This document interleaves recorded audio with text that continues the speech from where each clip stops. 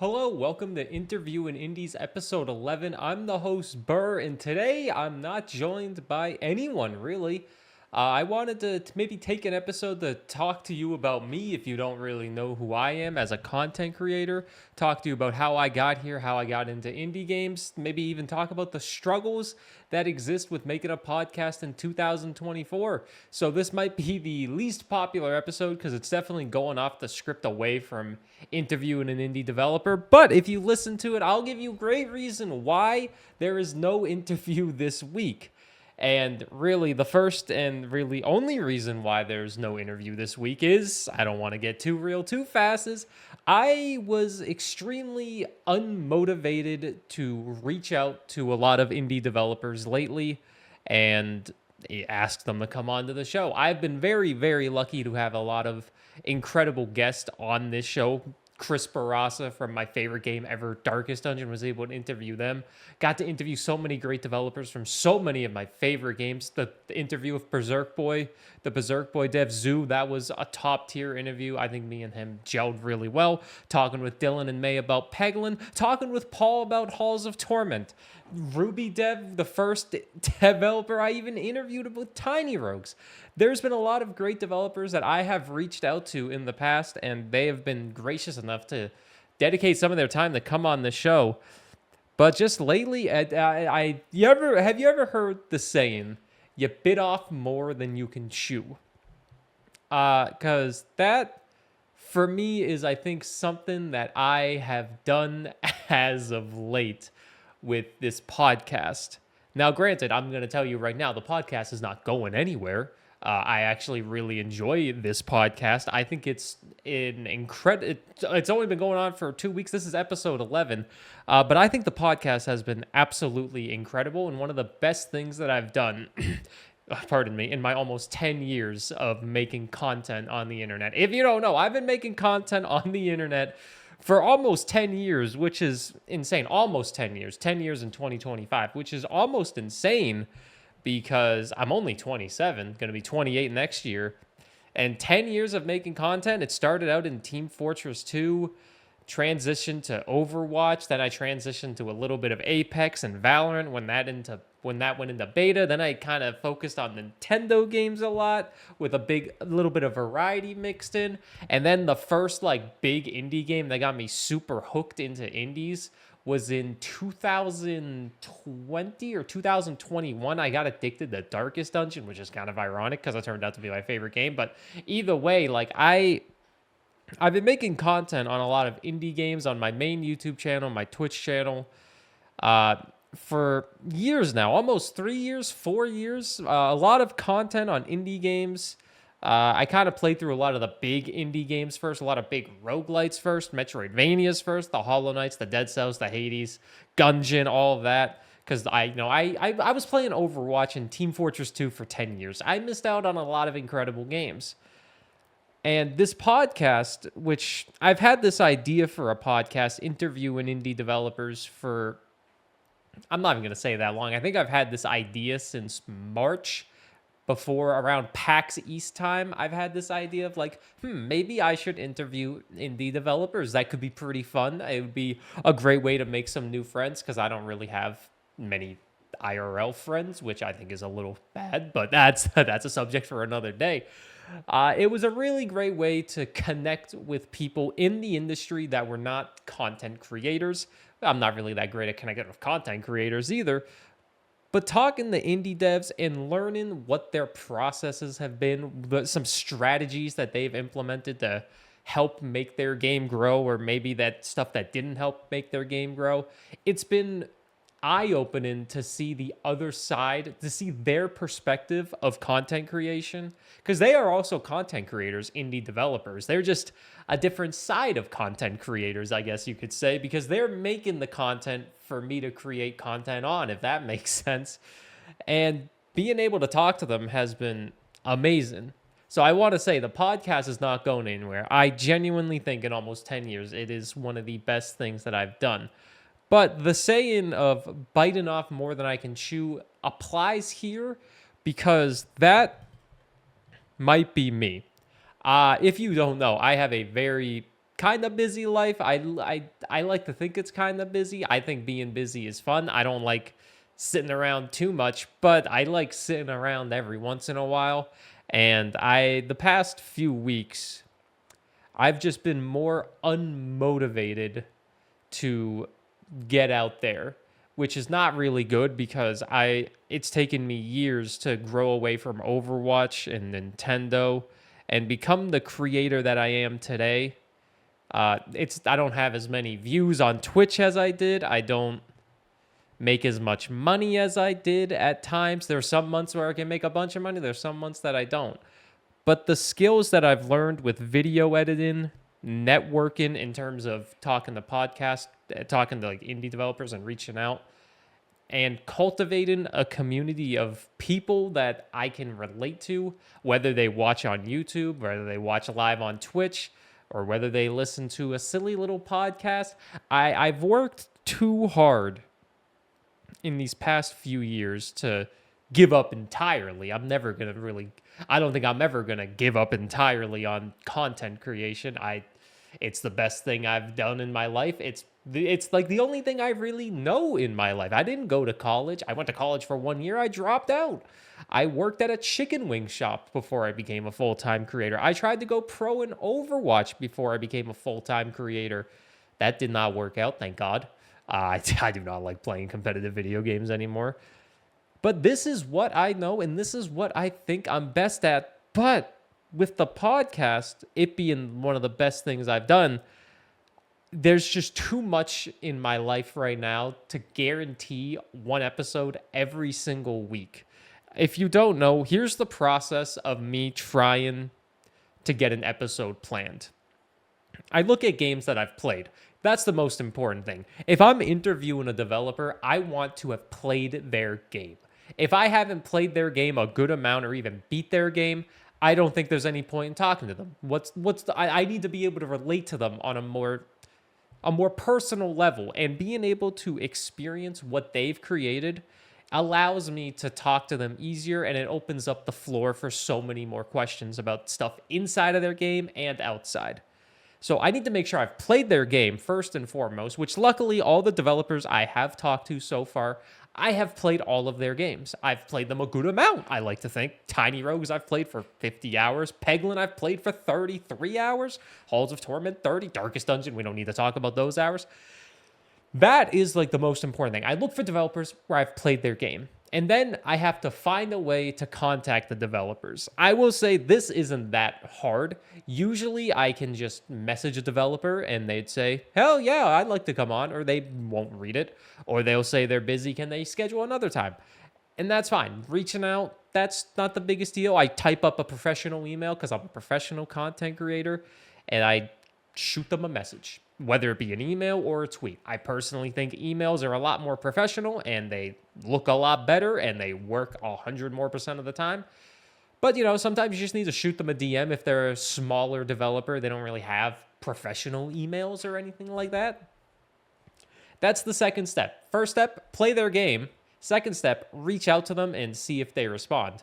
Third step only applies if step number 2 is successful and they agree to come on the show.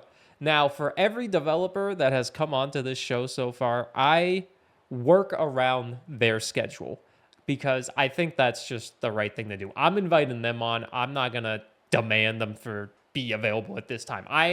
My main job is creating videos and streaming on Twitch. My community understands that I'm flexible with it. I will be very flexible. A little too flexible at times, but I will figure out a time. All the times have been pretty normal, besides one time I did the Constantine, the developer of Drillcore, one of the developers for Drillcore. They were all the way in like Eastern Europe, and I had to interview them at 6 a.m. my time, which that's when I usually wake up. So that was a little tiring. If you listen to that interview, you can definitely tell I was a little out of it. But that's step 3, schedule a time. Step 4 is where it gets a little bit harder. Step 4, I have to find notes on every single developer. This is all me, by the way. I don't have a team behind me. I don't have the money for a team. I don't have the resources, which is basically just the money. I don't have the resources to have a team find notes on a developer, which also wouldn't really make much sense to me. What type of host would I be if I didn't even find the notes on the developer? Finding the notes on finding the notes on the developer is not a big deal. I just look at their website, look at their past games made, play their game, and just think, okay, this could be a good question. Let's talk about their history, what got them into it, because there are some questions that will be asked every single episode. And if you listen to all the episodes, you will hear that the question of what got you into game development, what got you into artwork, whatever their field is in game development. I asked how they got into it, and I try to explore their past as much as I can, because that's the great thing about all these developers. They all have a unique history to them. They all have something different to share in that regard. I could ask all of them about marketing, and I've asked a few of them about marketing. The answers are typically the same. Oh, we contacted streamers, we contacted YouTubers, we looked at who played these types of games. That's pretty basic. That's a pretty basic question. But the great thing about asking what got you into game development, you get to know them more on a personal level. You get a scope into what their life was like before it became what it was. And that is obviously an incredible thing to learn about another individual. Every human is a unique specimen that has millions of stories, not millions, unless they're, old as hell. They have so many different stories and experiences, and it's just fun to learn. So step 3 is finding the notes, and obviously I like taking the notes. Step 4 is actually doing the interview, which I think is the most fun part. For me, it's the most nerve-wracking at the first 2 minutes, because I've never really talked. I don't really talk to people one-on-one.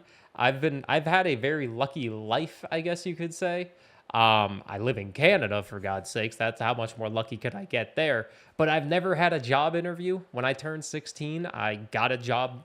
I got a job when I turned 15 that I started when I turned 16. I turned 15. We were eating at my favorite restaurant.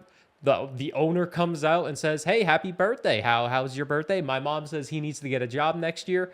He's like, "I'll give him a job next year." Next year comes along. I have a job. Never had an interview, because it was the only job I had before content creation. And I've never really done public speaking or anything like that. So the interviews are always a little bit nerve-wracking for me, but I've done 10 of them now as of recording this episode. This is probably the weirdest episode yet, so if you're still listening, thanks. 10 interviews so far, and if I go back to the first interview with RubyDev, you could definitely tell the nerves are there. But, the great thing about this podcast is I love video games. The developer loves video games. And right there, boom, got a connection with a person. That fear dissipates and just disappears so fast. The nerves dissipate when you get into it. You start having the conversation. And I think I'm a pretty okay host at asking some questions, keeping the conversation going. I've only interviewed multiple devs twice, but I like to think it balances out pretty well. That's step 4 of getting the podcast done. Step 4, step 1, play the game. Step 2, reach out. Step 3, schedule. Step 4, notes. Step 5, interview. Step 6 is the interview's over, and I film a nice intro and an outro. Doesn't take long. And then I render it as an MP3 and render it as an MP4. That's step 6. Step 7 of this podcast, schedule it. Step 7 is scheduling the podcast every Monday around 11:45 a.m. Mountain Time, because that's where I live, Mountain Time, about 1:45 p.m. Eastern Time. I still go by Eastern Time because I feel like most of the world goes by Eastern Time and Pacific Time. Schedule the podcast is step 7. Step 8, upload it, tweet it out. This is where I struggle the most. Try to market it. 10 years of content creation, I still can't market for shit. I can't. I'm trying my best to get better at it. I always tell myself, let's use social media more, whether it be Twitter, Blue Sky, Instagram, all that dumb shit that people use. I always tell myself, start tweeting on it more. Tweet when you go live, tweet the podcast. And I've been good with tweeting the podcast to an extent when it goes live. But oh my god, I hate social media. I don't like using it, and I always forget about it. But step 8 is marketing the podcast to try to get it to a lot more people. And that's where I struggle, and that's where and why the podcast struggles. I like to think this podcast is top tier and incredible. I like to think it's incredible because it's my work. I don't want to have an ego, but I think it's good content, and I need to get better at marketing the podcast. And step 9 is part of marketing the podcast, and it's finding clips to upload to YouTube Shorts and TikTok. I'm not uploading a 1-hour podcast on the TikTok. That's not allowed. But you wanna get the small clips from a podcast, quick tidbits that are good information, good content, whether it be a funny story, just a quick tip from a developer, or anything like that, and then upload it. This is the tip. This is the tip. This is the part that I struggle with a lot because it's a lack of time. So for step 9, you get the clips and send them out to all the different short creation platforms. Making YouTube shorts and TikToks, incredible way to grow. Get your content out there to a wide audience that will swipe away in less than a second. They'll swipe away most of the time. But you will get some people. And that is the big thing, getting people. And this is the hardest step, not because I'm the worst marketer ever, but it's finding the time to dig through an hour-long podcast and find clips that are good. I have done it with every podcast up to the Rogue Legacy podcast, I think. Maybe even just the Darkest Dungeon one. So I'm like 4 episodes behind right there in that aspect. Luckily, I don't think I need to do any in this episode. That will be good. But I'm like 4 episodes behind there because I try to get like 3 clips out of a podcast. And luckily, this is the one thing that I can afford to give to somebody else because the person that edits these clips, God bless their soul, Sephrin, that's the editor for the YouTube short clips. God bless them. They give me, I think, a very good deal for the podcast clips, and they make the editing top notch. I get the clips, send them out to them. They send it back to me when they can. I'm the type of guy that when I send out something like that and I'm asking somebody else to do some type of work for me, I don't really rush them. Don't rush them. You'll get it done when you get it done. We all have busy lives. But that's step 9 is getting clips and sending it out. And step 10 is uploading said clips and then repeating the cycle throughout the week. So I could be doing step 9 and step 1 at the exact same time, if you understand what I mean. And that's not a big deal, but the timing and biting off more than you can chew is the big deal. Because on top of doing all of those 10-step programs, where this is an intervention apparently, these 10-step programs, I'm also streaming video games on Twitch like 40 hours a week, give or take, 35 to 40 hours. And right there, that's a full-time job. It ain't paying like a full-time job, but it's a full-time job.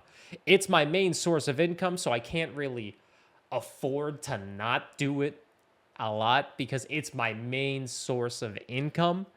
And I'm lucky to live in a place that's not super expensive. I live in northern Alberta. It's not super expensive up here. If I go any more north, it's going to get more expensive. But I live in a major city in northern Alberta. It's not super expensive yet. And that's lucky for me. But on top of me streaming 40 hours a week, give or take, it could be less, could be more, depending on what I do. I'm also uploading stuff to a YouTube Let's Play channel, which I've become much more lazy with because it's a YouTube Let's Play channel. It's just VODs from my Twitch stream. And then on top of that, I'm also trying to edit for my main YouTube channel, which is another one. It's hard to choose between my 3 proudest things in content, whether it be the incredible community that I've somehow cultivated on Twitch, or whether it be the YouTube videos that I've made. I know tier lists do well. I have 2 tier lists with 1 million views. Okay, whatever. But the editing that I clearly have gotten better at and I want to continue to get better at, or it's the podcast. Like, they're all such different forms of content. Twitch is live, and I like to think I can be pretty entertaining live. I look back to a few years ago where I feel like I've had a lot more energy and I was more, what's the word I'm blanking on? This is when another person is good, because then they could tell me what word I'm blanking on. oh God, what is it? You just like, you're moving around a lot. You know, it's like watching Sebastian Maniscalco in 2010 in Netflix stand-up comedy specials. He's moving around a lot. He's a lot more animated, maybe. Maybe that's the word, animated, compared to now where I'm more laid back. And I miss the animated more me. Not like the attitude that I had and the stupid jokes that I made and the, I guess, me as a whole there, but I kind of miss some of that animated. But regardless, there's too many things that I have in my life to be able to fully dedicate once a week without burning out. I did it for 10 weeks, 2.5 months, and I think, I'll just say it, I don't think, I'm just tired, man. I work, I stream a lot, I make videos when I can on YouTube because that's a side hustle. I love doing the podcast. I know I sound very monotone all the time. People tell me I have a resting bitch face and I'm hard to read, but I love doing the podcast, man. Like I said, being able to connect with developers and talk with them. It's just hard to dedicate the time every single week to it. And I feel bad that I can't make all this content all across all these different platforms. And I promise I'm going to talk about indie games eventually in this. We're 21 minutes in now. I'm sorry that we haven't talked about a single indie game yet. But I feel bad that this week you're not getting a full episode and you're just getting me rambling for 20 minutes about content and whatever comes to my mind. So that's why there's not an episode. I've had no motivation. And I know maybe you'll ask, but you had the motivation before. What really happened there? Numbers, man. Numbers. I one thing on Twitch is I'm very transparent with I'm very transparent with everything. I like to be open and honest. If I can be open and honest, I like to be open and honest. If I have a sponsorship, I'm going to let you know how much money I'm making from said sponsorship. And I'm only going to do a sponsorship if I like it. This is for sponsorships where you need the viewers to participate on Twitch. There's a lot of sponsorships like that. Like you have like Stream Elements that does sponsorships like get X amount of players to do this in Honkai Star Rail. I feel that transparency is a very important thing that maybe a lot of people don't do. I'm not really sure. I don't get to watch as much content as I would like. I feel like transparency is a big thing. And I'm just tired. Doing everything like this on top of trying to live a life and like exercise, eat healthy, be there for the family that you do have. It adds up. And after 10 weeks of doing all of this, I think I reached kind of my breaking point. Like I'm not burned out, but I can feel it coming. You know what I mean? Phil Collins, he's singing that song about me coming in the air tonight. It's Burr burning in the air tonight. Because the burnout is slowly approaching, and I like to think I can weather that storm pretty easily by just taking a step back, evaluating the situation, and figuring out what I can change. And sadly, one of those things that I can change that will help with the burnout, there's obviously stuff going with YouTube and Twitch that's going to help with it, but with the podcast, because that's what you're listening to, it might be to not guarantee an episode every single week. I'm not going to say this podcast is dead. I don't want this podcast to ever be dead. I love it. I want to do it live at a goddamn convention with a developer. I think that would be awesome. I want to get back to interviewing a developer the minute I can, but I've had no motivation to do it. But the motivation is back because I'm recording this right now. It took me a couple days, but I'm recording this now. It's just, I got to take a step back. Be fine with an episode not coming out every single week. And just dive headfirst into a game and love it. And that's, I guess, what I'm doing. I announced something in my Discord on Twitch. My Twitch schedule is going to slowly change where I step back a little bit. Because the thing about content creation, and I'll give you just a straight up truth with streaming a lot of indie games and a lot of roguelites that people have never heard of. This is just the truth. They will not do shit for your growth. They won't do much. And it's just the harsh truth of the situation. A lot of these indie games, not the ones that I've streamed, but there's a lot of indie games that are absolutely incredible. And as a creator, especially at my size, it's hard to justify playing them at times. I think they have potential to be absolutely incredible on YouTube, and if they do, I usually try to play them. And even if they don't have a lot of potential for live streaming, I still try to play them. But that's not the smartest thing, because you can only run on fumes for so long, especially in terms of like numbers. My numbers have been slowly dipping. They've been going back and forth a little bit between like 50 to 60 average years, 40 to 60. And I've had this talk with my community multiple times, and I'm having it with you podcast listeners the first time. You probably heard it, but it's just trying to find a way to help stimulate growth on the main platform of Twitch. And my main thing is trying to stimulate growth from other platforms like YouTube with main videos. And that's what I'm going to try to do. Hopefully this will work out well. In my head, it's like, let's no life one game and interview that developer, but not every developer is going to want to do it. And there's obviously a lot of, situations there. So I'm trying to play more games off stream. I've been doing better with that. Shout out Steam Deck. I'm stuck on Peglin though. I'm addicted to it. And it's just trying to find the right balance. I'm losing my train of thought now.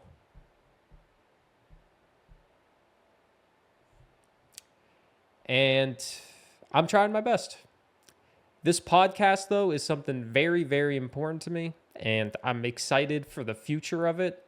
Even if it doesn't get a lot of listeners or a lot of views or really anything like that, that's really okay. I didn't get into content creation to become famous. It just so happens to be my job now. I didn't expect it to be. I don't want anything to change from it. But I do know that nothing lasts forever. And no matter how long I get to be on this bus ride of an incredible job, I'm going to continue to work my butt off and to the best of my ability to make it work with doing things the way I want to do mostly. This podcast, no matter what, I want it to be here in the background, even if it means I have to not give it as much focus as I have and maybe put it on a back burner to simmer a little bit, but, continue keeping my eye on it. Get an episode out. Try to get an episode out every week. I can't promise that. Guaranteed, cannot promise that. Every 2 weeks. Every 3 weeks. 2 weeks would be ideal. That's a perfect time. Once a week is obviously perfect, but I don't have all the time in the world. If this podcast was generating a lot more revenue, I could easily justify, hey guys, there's a lot less streams because the podcasts are popping off. But this podcast is not really generating any revenue unless you count Patreon subs. And I've had a Patreon for a while, and it just started to become a lot more valuable thanks to this podcast by giving episodes early. And even then, I feel like I should have some sort of bonus episodes, but just haven't had really the time for that. And I know some people will be like, I've heard this argument when talking content creation. Oh, if you're a content creator, you got to be working 18 hours a day. You got to be on that grind. I'm going to burst that bubble right now. No, you don't. That's not life, man. As great as this job is, if you told me I have to work 18 hours every single day for like 3 years to crack it into content creation, is that how you make it? I ain't made for that, man. I can bust out an 18-hour day here and there, even a few times a week if I need to.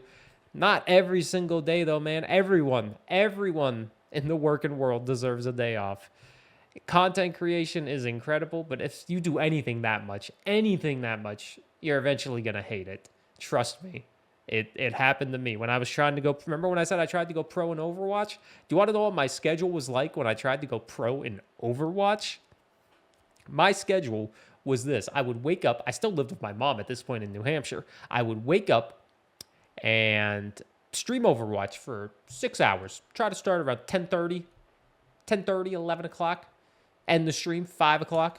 Scrims start at 6. I got an hour. Get that frozen mac and cheese from Trader Joe's out of the freezer and get it in that oven. Not good, but then I would scrim for about 4 hours, 4 to 6 hours. And that's was basically the entire day. Then after the scrims, maybe there'd be a VOD review because you have to watch footage to get better. Or maybe you just jump into ranked to practice. I lasted a month doing that, and it was terrible. It was terrible. I didn't want to do it. I didn't want to be a pro at Overwatch anymore because after 1 month of trying to do it that way, I could have looked at the situation a little bit differently. I averaged like 15 viewers on Twitch at that moment. It wasn't really anything. But then I focused on being more of a content creator and a streamer, and I think that was the right choice because going pro in a video game is not for me. I will say that now. I don't want to do that. I never want to do that. I like playing my games a little casually and, doing my own thing like that. But that's the type of schedule that sometimes people expect you to have with content creation. You wake up, you edit a YouTube short, you get it out, you start streaming by 9:30 because you were up at 6:30, 7 o'clock editing that YouTube short. You stream 6 to 8 hours. You eat some dinner because you DoorDashed it because that's all you did. And then you start editing some more videos and you start reaching out for content collaboration. It's not realistic, man. It's not realistic to expect somebody to work that much. Like I said, every once in a while, yeah, you can justify it. Especially in this, it's a competitive field. Very saturated field that I'm lucky to even have a foot in. But nobody wants to do that. I'm sure maybe some people want to do that, but I don't want to do that. I have a life. Believe it or not. I like things. I like going outside, taking walks. I like exercising and working out, staying healthy, trying to research and find healthy foods, healthy recipes. I like achievement hunting. That's one thing we can get into. I love watching television. I know, I love watching television. I love it. I watch TV every night. I love achievement hunting. I like doing other things. Granted, achievement hunting, I'm currently trying to achievement hunt this. Mirror's Edge, if you're not watching, it's Mirror's Edge. I'm trying to get all the achievements in Mirror's Edge. I like collecting Xbox 360 games. As you can tell, there's a lot of Switch games behind me, but there's a lot of Xbox 360 games behind me too, because I'm starting to collect that again because it's fun. Just like this podcast is a lot of fun, but it's a lot of work. Collecting Xbox 360 games, that's easy. I take a bus, go to a game store, spend $20 and get 2 games. This podcast, you heard that 10-step program. It's a lot of work, and it's worth the work. But with everything else, it just is not justifiable at the moment. So basically, at the end of the day, what I'm saying, do not expect an episode every single Monday, and I'm sorry for that. I really am. I like to think I'm a hard worker, and I can do anything, but there's a limit on what I can and cannot do. I need to stream, I need to edit, and I need to do the podcast. Currently, at this moment in time, I am trying to balance all of them the best that I can, and I'm changing things up as we speak, changing the schedule up a bit, and really trying to find that perfect balance. And I think every day I'm getting a little bit closer to it. And just know I am very, very excited to reach out to more devs probably tonight and talk to them, see if they want to join, get an episode rolling. Because it's just dedicating the time. And I'm going to, once I allocate some more time and plan everything out better, it should be good to go. And I'm really excited for that future. And 2 years from now or a year from now, I hope this podcast is still going on. I really do hope it's still going on and it's blossoming. It doesn't even have to be blossoming. I hope it's blossoming because let's be honest, every content creator wants to succeed. I just hope I can still be full-time and still doing this podcast, even if it doesn't generate anything on Patreon or anything like that. I don't know how ads work on Spotify or YouTube for podcasts. Don't care how they work. I just want to talk to people.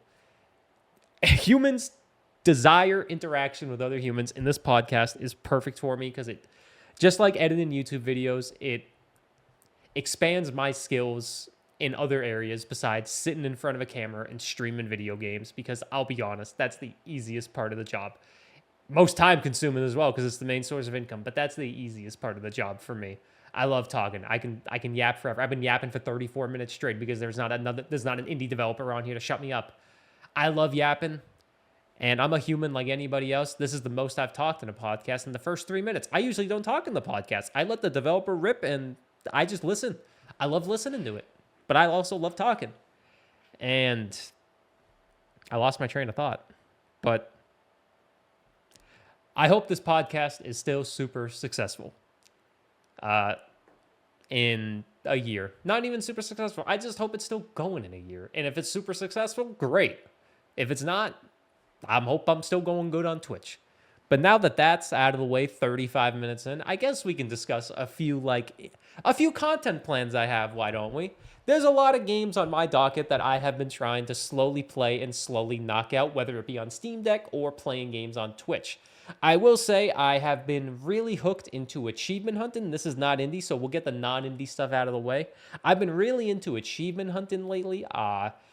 Absolutely loving it on Xbox 360. I'm currently doing Mirror's Edge, like we said. I haven't been able to do it in a few days as of recording this. I haven't been able to play. Started writing the script, recorded it. Need to get some editing done on it when I find the time. But I got a lot of games behind me. I'm not going to show them. I'll just name off a few that I've bought and that I would like to achievement hunt.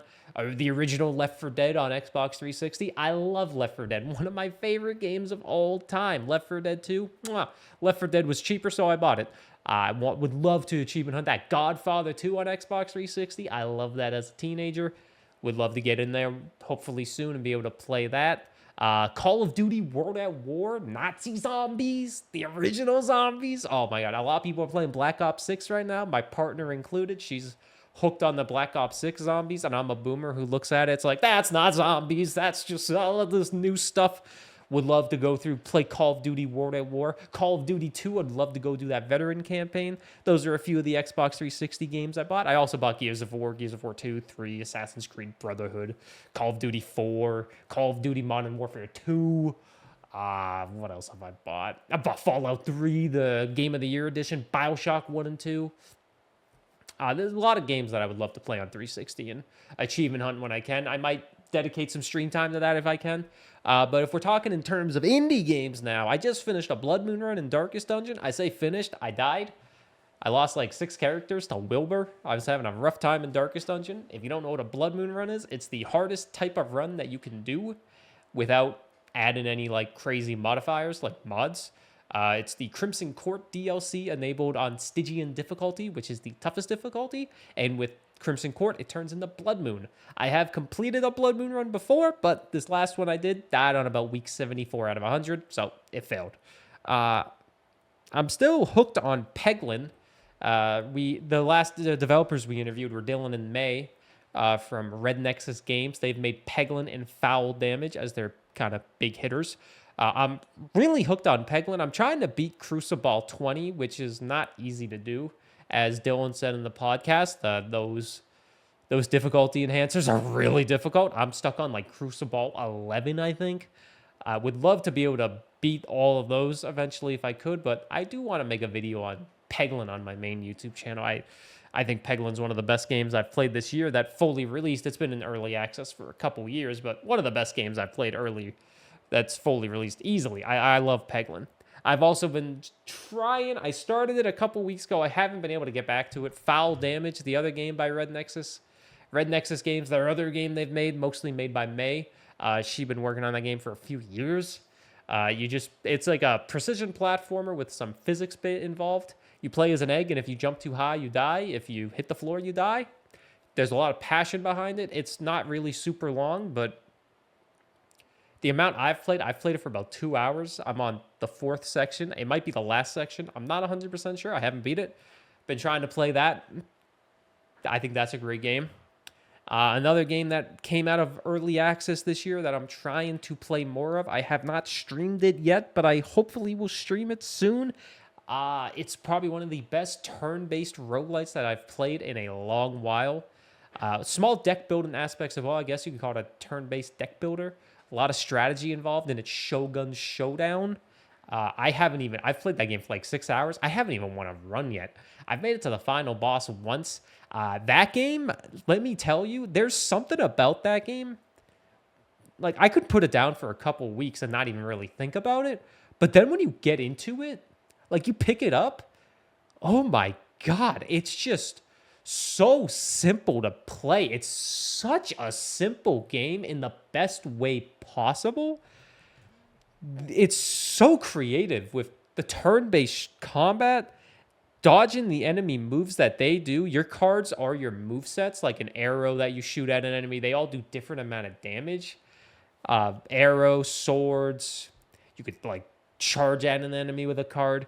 But it is such a creative game, and the runs take maybe 30 minutes at that. I haven't been able to clear it, but I do genuinely love it. And Shogun Showdown, one I think a lot of people, if you're a big fan of turn-based roguelites, even deck builders, 100% get this one. It's one of the best roguelites of the year. It could go down as one of the best roguelites ever in my eyes. And once I fully get into it more, it's so easy to sink time into. My biggest session of it, I started playing before bed. Next thing you know, it's like 11:45, and I'm like, oh my God, I got to go to bed. I go to bed at like 10:30, 10 o'clock, because I wake up at 6. But yeah, that game is awesome. I'm trying to play that more. I absolutely love that. Raven's Watch is a roguelite I haven't been able to play in a couple weeks. It's on my Let's Play channel. Love Raven's Watch as well. I have been able to clear it a couple times on a couple different characters. Capato, the engineer, and I'm blanking on her name. It was like the mermaid lady. I was able to clear a couple runs there. I wanted to pick it back up, but haven't really had the time for it. So that's another great roguelite, though, I've kind of played. More indies. I'm really excited for Teenage Mutant Ninja Turtles Splintered Fate. That comes out November 6th. Couple days after this airs, so if you're listening to this, at a random day in the world, that game's probably already out. It's already out on Apple Arcade and Nintendo Switch, but I'll be completely honest, I don't play any mobile games. I'm not playing Pokemon TCG Pocket like everybody else. I got addicted to Marvel Snap for a bit. Never really played it on my phone, played it on PC. But I don't really play mobile games, so didn't play it on Apple Arcade. And Nintendo Switch, I'll be completely honest again, I'm not picking up any games that are on PC. I'm not picking that up on Nintendo Switch. I'm sorry. Why should I play a game on Switch if it's already on PC and it can run on my PC? And if it's not on my PC, if it's on Xbox or PlayStation when I have those, why would I pick up a Switch game in that case? I only play Nintendo Switch for one thing and one thing only, and that is first-party Nintendo games. Mario, Metroid. I'm wearing a hat. I'm wearing a Metroid hat. Metroid, Pikmin. Love Pikmin. Kirby. I'm only picking up Nintendo Switch for those. Sorry, Nintendo. Not Pokemon. But I'm excited for Splintered Fate. I played the demo of it during Steam Next Fest, so that should be a really good game when it comes out. I'm going to try to no-life it a little bit, maybe get a video on it. Another game we played during Next Fest comes out, I think, the 16th of November. I could be totally wrong. It's in the middle of November, though, maybe even the 12th. Beastie Ball. It has cute monsters like Pokemon, but its turn-based combat is all volleyball. That's a pretty good indie game that I played for about 20 minutes. It was a short demo. That's a good one that came out recently. Didn't come out recently. I was thinking of the next game. I'm thinking 2 games ahead. That's a good game that came out, and I'm excited to hopefully pick that up. We'll see if I have the time. With the schedule I have in mind, I'm trying to pick up a game, no-life it for a bit, beat it a few times if it's a roguelite or whatever, and then drop it and just go to the next thing. And write a script as I'm playing it so I can have the best script possible and all of that. So Teenage Mutant Ninja Turtles might be my first game at that. But Beastie Ball is another game that's coming out. Looks good. If you like turn-based, volleyball turn-based with cute monsters, you'll probably like that one. It's pretty nice. I recently played Wormhole. That came out October 31st, right on the cusp of Halloween, or maybe even the 30th. It's the first game made by Pocket Moon Games. They're in my Twitch chat a lot. They're pretty awesome. Good group of devs over there. They also put me in the credits of their game, probably because I showcased it during the Steam Next Fest. I genuinely think that is one of the most underrated games of the year. Probably most underrated game of the October Next Fest by a mile. Wormhole is amazing. It's like Worm on steroids. Or Snake on steroids, not Worm. You know that game Snake on the Nokia phones that you eat something, then the snake gets bigger and your job is to not hit yourself, basically? That's what this game is, except it's insane. It is absolutely insane. Fast-paced, high score-based, lots of unlocks that you get. Not a crazy amount, but honestly, a really good game for $10 US. Been playing that one a little bit, trying to play more of it, but I'm strapped for time. I'm taking 45 minutes to do this podcast episode. That is going to be the weirdest podcast episode yet. I'm trying to think of other indies off the top of my head that are more so coming out. There's another game, another roguelike that I played. I'm opening up Steam right now. You can't see this. You can only see my pretty face. Another roguelike game that recently came out, though, was Sulfur. It came into early access. I only played it for like an hour. I think I need to give it more time off stream. But Sulfur was a fun little first-person game. It seems pretty unique, but it didn't really hook me in fully, which I guess that's not good if it didn't hook me in fully. But Sulfur is a game I feel like a lot of people have been playing. What else is coming out? I'm hoping The Precinct comes out soon. That's a game I just looked at. Not many games actually have like a full release date for indies. I guess Yanok's another one I played during Steam Nexus. Yanok comes out November 13th. Dimensionals comes out the 18th. I just passed by it, November 18th. That's another turn-based game. I'll say there's too many turn-based games, man. There's too many of them. There's too many turn-based games. I want to play, not all of them, but there's a lot of good ones. Keeper's Toll is a Horde Survivor game that recently came out. I guess I can say that. Keeper's Toll, Horde Survivor game. Looks like a top-notch Horde Survivor game. I'll say that. I haven't played it. Someone in my Twitch community linked it to me. That game looks really good if you're into Horde Survivors. There's a million of those. Halls of Torment came out last month. Love Halls of Torment. The Keeper's Toll, that looks pretty good. And I guess, yeah, those are some indie games that are coming out in the future. There's a lot of indie games I want to play that come out that don't have a release date. Waltz and Jam, Blueprints, Hollywood Animal. That's a city builder, but I like city builders, so I just don't make content on them. Hey-o! But yeah, there's a lot of great games coming out. A lot of great games coming out in the next week. A lot of great games coming out that don't have a release date. Dragon Age just came out. People have been liking that game. Never really played it, but hey, the development team was founded in my city, so that's cool. But yeah, that's this podcast episode, I guess.